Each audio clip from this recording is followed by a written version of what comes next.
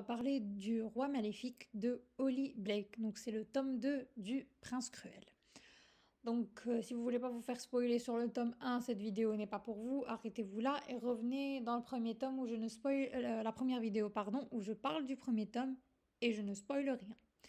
Donc à la fin du premier tome, on va découvrir que Jude avait totalement autre chose en tête que ce qu'elle avait dit de base à Cardan, comme quoi elle allait faire monter son frère sur le trône.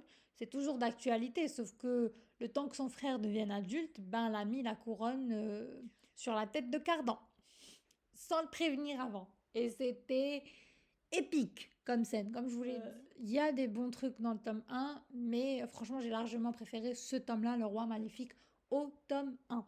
Donc qu'est-ce qui se passe dans Le Roi Maléfique maintenant que Cardan est roi? Il est contrôlé par Jude.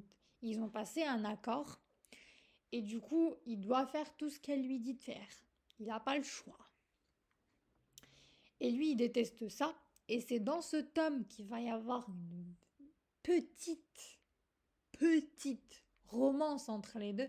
Je dis petit parce que c'est vraiment petit. Genre, il y a une scène de Spice, vite fait. Je crois qu'il n'y a même pas de baiser entre eux. Juste une petite scène olé. Et je dis olé olé. Je pense que c'est un super grand mot parce que c'est pas détaillé du tout. C'est limite la vraie. Je voyais une page et demie. C'est tout. Et comme je vous l'ai dit, c'est pas graphique du tout. Donc si vous aimez pas le Spice, ce livre est fait pour vous.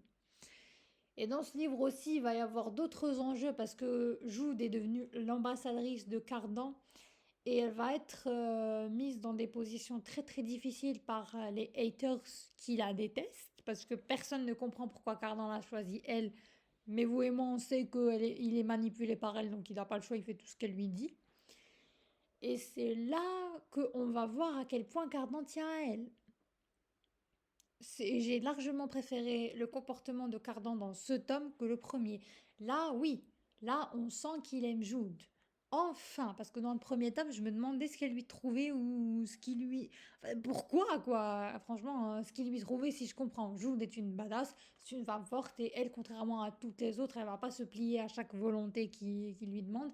Au contraire, elle va lui tenir tête et le frapper. Même si c'est nécessaire, elle l'a frappé dans ce tome 1, c'était trop drôle.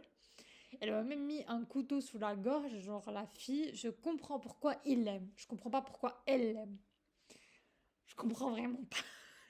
Même dans ce tome, j'étais un petit peu mitigée, mais je dois admettre que après tous les fan art et après avoir terminé ce livre, j'ai beaucoup plus kiffé ma lecture que dans le tome 1 et je ne peux que vous le recommander parce que la romance, comme je l'ai dit, est un peu plus présente et on comprend certains aspects de la vie de Cardan qu'on connaissait pas avant et j'ai bien aimé ça.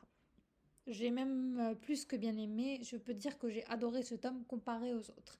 C'est vraiment une saga où chaque tome est meilleur que le précédent, de mon point de vue bien sûr. Alors dites-moi si vous l'avez lu et ce que vous en avez pensé.